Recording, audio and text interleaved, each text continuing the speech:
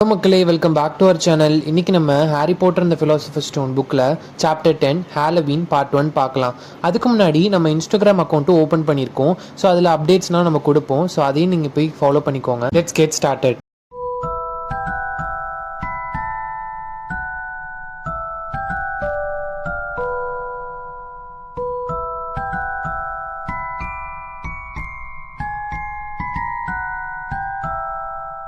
அடுத்த நாள் காலையில் மால்ஃபாயால் நம்பவே முடியல, இன்னும் ஹாரியும் ரானும் ஹாக்வர்ட்ஸில் இருக்காங்க அப்படின்றதே.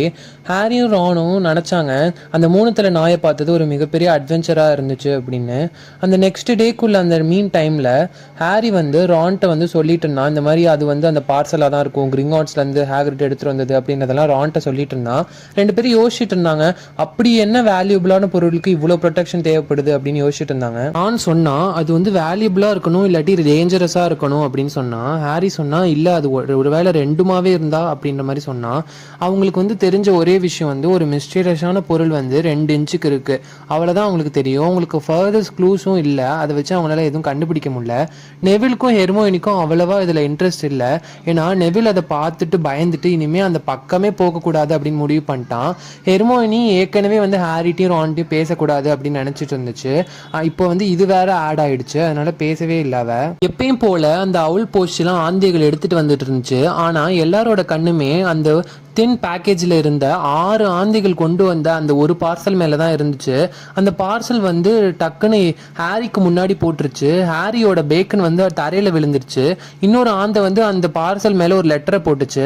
ஹாரி அந்த லெட்டரை ஓப்பன் பண்ணான். பார்சலை எல்லாரும் முன்னாடி ஓப்பன் பண்ணாத, அதில் நம்பர் 2000 இருக்கு. எல்லாருக்கும் உனக்கு ப்ரூம் ஸ்டிக் கிடைச்சது தெரிய வேணாம்னு நினைக்கிறேன், ஏன்னா எல்லாருக்கும் ஒன்று வேணும்னு நினைப்பாங்க.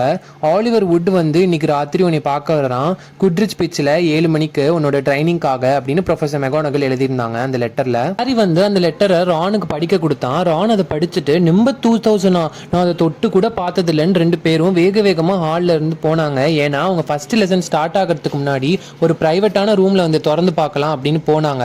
அவங்க என்ட்ரன்ஸ் ஹால் விட்டு வெளியே அவங்க படிக்கட்டுல ஏறும்போது மால்ஃபாய் அவனோட பேக்கேஜ் புடுங்கிக்கிட்டான். இது ஒரு ப்ரூம் ஸ்டிக் அப்படின்னு சொல்லிட்டு ஹாரிட்டே அவன் தூக்கி போட்டுட்டான். அவனோட ஃபேஸ்ல ஒரு மாதிரி பொறாம தெரிஞ்சுது. நீ இந்த டைம் மட்டும் இருக்கலாம் பாட்டர், ஆனால் ஃபர்ஸ்ட் இயர்ஸ் இதெல்லாம் எடுத்துகிட்டு போக அலோவ் பண்ண மாட்டாங்க அப்படின்னு சொன்னான். ரான் அதை மறுக்க முடியல. நீ நினைக்கிற மாதிரி இது பழைய ப்ரூம் ஸ்டிக்லாம் கிடையாது, இது நம்பர் 2000. நீ உன்ட்ட ஒரு ப்ரூம் இருக்குன்னு சொன்னியே, காமெட் 260 தானே. என்னதான் காமெட் ஃப்ளாஷியாக பல இருந்தாலும் நிம்பஸ் அளவுக்கு வராது அப்படின்னு ரான் சொன்னான். இதை பற்றிலாம் உனக்கு என்ன தெரியும் வீஸ்லி? உன்னால் அதோட ஹேண்டில் பாதி கூட வாங்க முடியாது. நீயும் உன் பிரதர்ஸும்லாம் வாங்கணும்னா கொஞ்சம் கொஞ்சமாக சேர்த்து வைக்கணும் அப்படின்னு மால்ஃபாய் சொன்னான். ரான் அதுக்கு ஆன்சர் பண்ணுறதுக்குள்ள ப்ரொஃபஸர் ஃப்ளிட்விக் மால்ஃபாயோட தோள்பட்டை தட்டினாரு. நீங்கள் இங்கே ஆர்கியூ பண்ண நான் நினைக்கிறேன் பசங்களா அப்படின்னாரு. பாட்டருக்கு ப்ரூம் ஸ்டிக் அனுப்பியிருக்காங்க ப்ரொஃபஸர் அப்படின்னு மால்ஃபாய் சொன்னான்.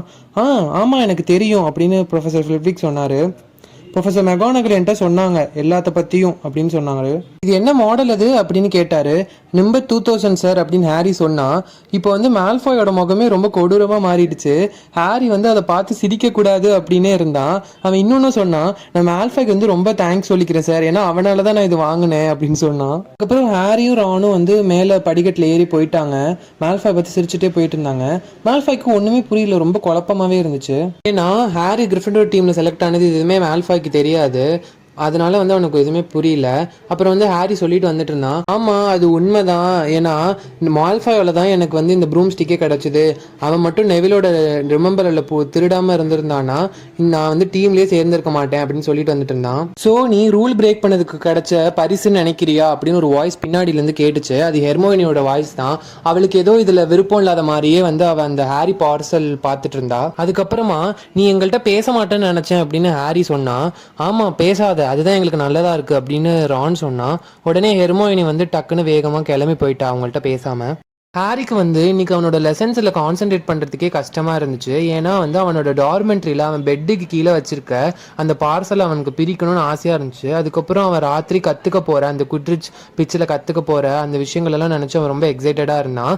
அவன் டின்னர் அப்போ கூட என்ன சாப்பிட்றோம் அப்படின்லாம் சாப்பிடாம டக்கு டக்குன்னு எடுத்து தின்னுட்டு அவன் ரான் கூட வந்து வேக வேகமாக அவனோட டார்மெண்ட்ரிக்கு ரானை கூட்டிகிட்டு போனான் இந்த பார்சலை திறக்கிறதுக்கு. அவன் அந்த பார்சலை திறந்தோடனே அந்த ப்ரூம் வந்து பெட்டில் விழுந்துச்சு. ரான் வந்து வாவ் அப்படின்னா ஹாரிக்குமே வந்து இந்த டிஃப்ரெண்ட் ப்ரூம்ஸ் பற்றிலாம் தெரில. பட் ஆனால் இது ரொம்ப ஸ்லீக்காக ஷைனியாக அப்படியே அழகாக இருந்துச்சு.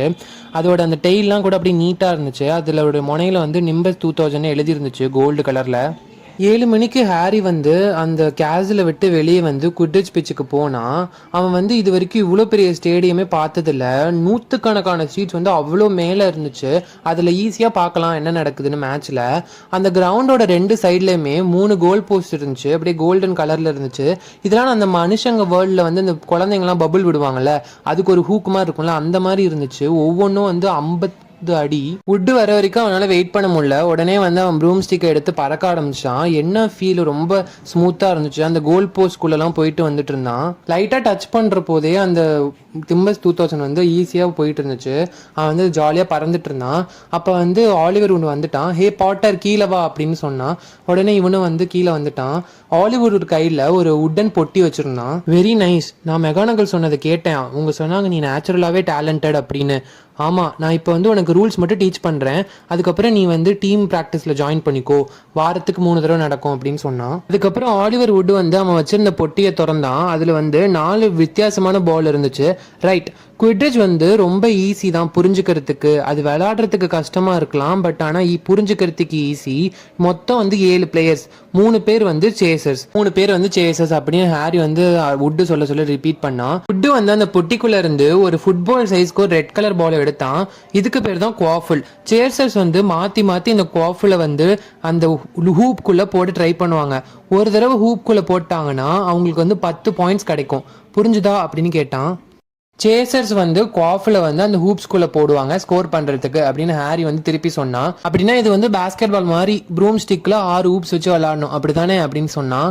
பாஸ்கெட் பாலா, அது என்னது அப்படின்னு வுட்டு கேட்டான். அதை பற்றிலாம் கவலைப்படாத அப்படின்னு ஹாரி சொன்னான். அப்புறம் இன்னொரு பிளேயரும் இருப்பாங்க 2 பக்கமும். அவங்க பேர் தான் கீப்பரு. நான் தான் கிரிஃபண்டோரோட கீப்பரு. நான் வந்து அந்த ஹூப்ஸை சுற்றியே வந்து பறந்துட்டு ஆப்போசிட் ஸ்ட்ரீம் ஸ்கோர் பண்ணுறதை தடுப்பேன் அப்படின்னு சொன்னான். சரி, 3 சேசர்ஸ் 1 கீப்பர் அப்படின்னு சொல்லி ஹாரி வந்து ஞாபகம் வச்சுக்கிறதுக்காக திருப்பி சொன்னான். சரி, இப்போ இந்த குவாஃபில் வச்சு விளையாடுவீங்க, அப்போ இதுங்கெல்லாம் என்ன அப்படின்னு ஹாரி வந்து அந்த மிச்சம் இருக்க பால்ஸை பார்த்து கேட்டான். நான் உனக்கு இப்போ காமிக்கிறேன் அப்படின்னு சொல்லிட்டு எதையோ ஒன்று கொடுத்தான். அது வந்து ஒரு மாதிரி பேஸ்பால் பேட் மாதிரி ரவுண்டாக இருந்துச்சு. நான் வந்து இப்போது பிளட்ஜஸ் வச்சு என்ன பண்ணணும் அப்படின்னு சொல்கிறேன் அப்படின்னு சொன்னால், இந்த 2 தான் வந்து பிளட்ஜஸ் அப்படின்னா. அவன் வந்து ஹாரிக்கு 2 ஒரே மாதிரி இருக்கிற பால்ஸை காமிச்சான். அது வந்து ஜெட் பிளாக்ல இருந்துச்சு. அது வந்து காஃபில் விட கொஞ்சம் சின்னதாக இருந்துச்சு.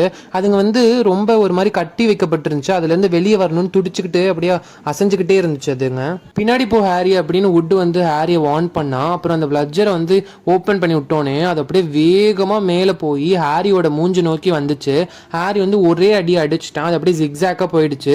நெக்ஸ்ட் டைம் வந்து வுட்டை நோக்கி வந்துச்சு. வுட் அதை அப்படியே பிடிச்சி அதை அப்படியே அதில் கட்டிட்டான். பிளட்ஜர்ஸ்லாம் வந்து ரொம்ப ராக்கெட் ஸ்பீடில் இருக்கும். ஏன்னா வந்து இது பிளேஸை வந்து அவங்களோட ப்ரூம்லேருந்து கீழே விழ வைக்கிறதுக்காக இருக்குது.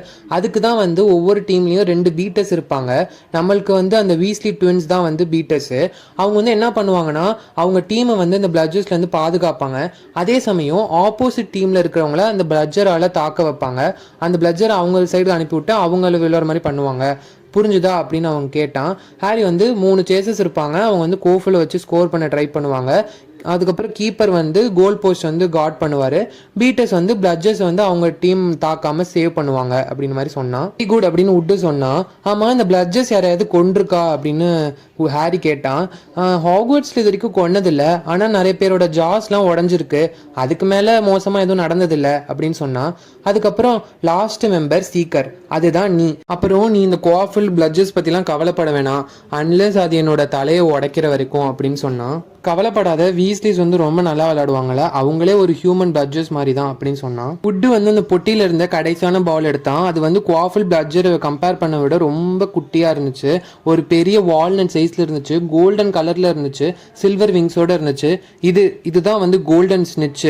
இதுதான் ரொம்ப ரொம்ப இம்பார்ட்டன்ட். இதை பிடிக்கிறது தான் ரொம்ப கஷ்டம். இதுதான் சீக்கரோட வேலை அப்படின்னு சொன்னான்.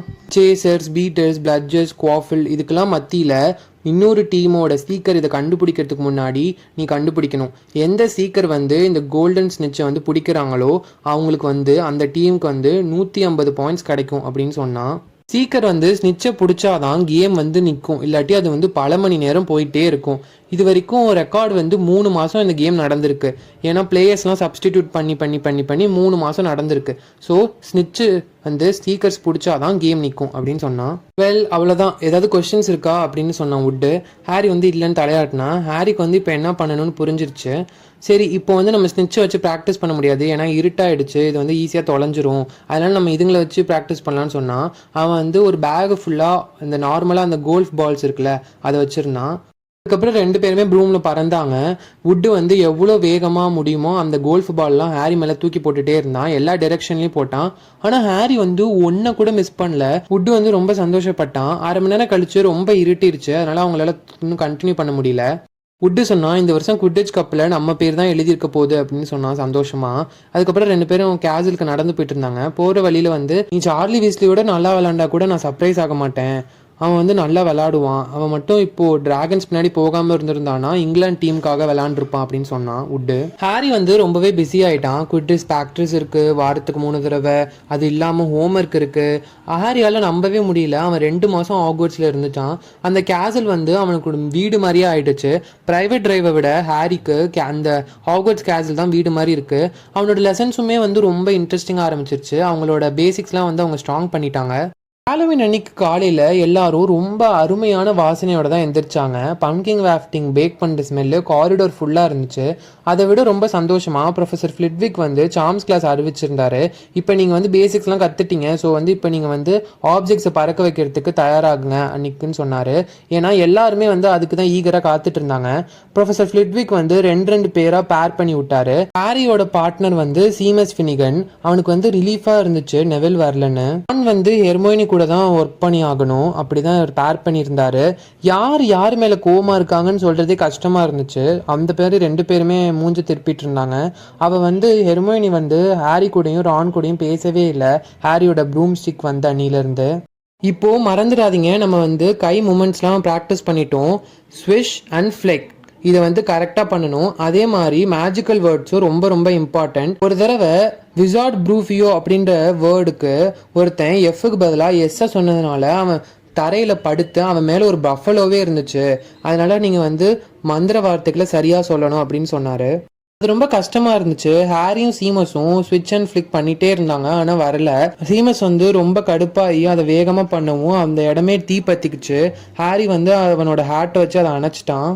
அவங்களோட பக்கத்து டேபிளில் ரான் வந்து அவ்வளவா லக்கு இல்லாமல் பண்ணிட்டு இருந்தான். விங்காடியம் லிவியோசா அப்படின்னு கத்திட்டு அவன் கையை வந்து வேகமாக ஆட்டி பண்ணிட்டு இருந்தான். நீங்கள் அதை தப்பாக சொல்கிற அப்படின்னு ஹெர்மோனியோட வாய்ஸ் வந்து ஹாரி கேட்டுச்சு. அது விங்காடியம் லிவியோசா, அங்கே வந்து கார் வரணும் சவுண்டு அப்படின்னு சொன்னான். ஓ, நீ அவ்வளோ கிளவராக இருந்தால் நீயே பண்ணுன்னு ரான் சொன்னான். உடனே ஹெர்மோயினி அவளோட ஸ்லீவ்ஸ்லாம் மடிச்சு விட்டு வாண்ட் எடுத்து விங்காடியம் லெவியோசா அப்படின்னு சொன்னான். அந்த ஃபெதர் வந்து பறந்துக்கிட்டே இருந்துச்சு மேலே டெஸ்க்கு மேலே கொஞ்சம் கொஞ்சமாக. ஓ, வெல் டன் அப்படின்னு ஃப்ளிட்விக் வந்து கை தட்டினாரு. எல்லாரும் பாருங்க, மிஸ் கிரேஞ்சர் இதை பண்ணிட்டா அப்படின்னு சொன்னாங்க. கிளாஸ் முடிஞ்சோடனே ரான் வந்து ரொம்ப கோவமா, இந்த மாதிரிலாம் இவ பண்ணுறதுனால தான் யாருமே இவ கூட இருக்க மாட்டேங்கிறாங்க அப்படின்னு க்ரௌடில் 2 பேரும் போயிட்டு இருந்தாங்க. அவள் வந்து ஒரு கொடுங்கனவு உண்மையாலே அப்படின்னு ரான் சொன்னான். ஹாரியை யாரோ வந்து பின்னாடி இருந்து வேகமாக இடிச்சிட்டு போகிற மாதிரி இருந்துச்சு. அது வந்து ஹெர்மோயினி. ஹாரி வந்து அவளோட லைட்டான முகத்தை பார்த்துட்டான். அவள் வந்து அழுதுகிட்டு இருந்தா. ஐ திங்க் அவன் உன்னை கேட்டுட்டா அப்படின்னு ஹாரி சொன்னான். ஸோ அவளே நோட்டீஸ் பண்ணியிருப்பா அவளுக்கு ஃப்ரெண்ட்ஸே இல்லை அப்படின்னு ரான் சொன்னான். ஹெர்மோயினி அதுக்கப்புறம் எந்த கிளாஸ்க்கும் வரல. அவங்க ஆஃப்டர்நூனே அவளை பார்க்கல. கேட்டால நடக்கிற ஹாலோவின் விருந்துக்கு போயிட்டு இருக்கும்போது பார்வதி பட்டேலும் லாவெண்டரும் ஹெர்மோயினி வந்து எப்போ பார்த்தாலும் அழுதுகிட்டே இருக்கா அந்த கேர்ள்ஸ் டாய்லெட்ல, தனியாக விடுங்க அப்படின்னு சொல்றா அப்படின்னு அவங்க பேசிட்டு இருந்ததை ஹாரி ரானும் கேட்டாங்க. ரானுக்கு ஒரு மாதிரி ஆக்வர்டா இருந்துச்சு. ஆனா அடுத்த நொடியே ஒரு விஷயம் ஹாரிக்கும் ரானுக்கும் ஹெர்மோயினி பத்தி மறக்க வச்சிருச்சு. அது என்னன்றத நம்ம நெக்ஸ்ட் பார்ட்ல பார்க்கலாம். Until then stay tune.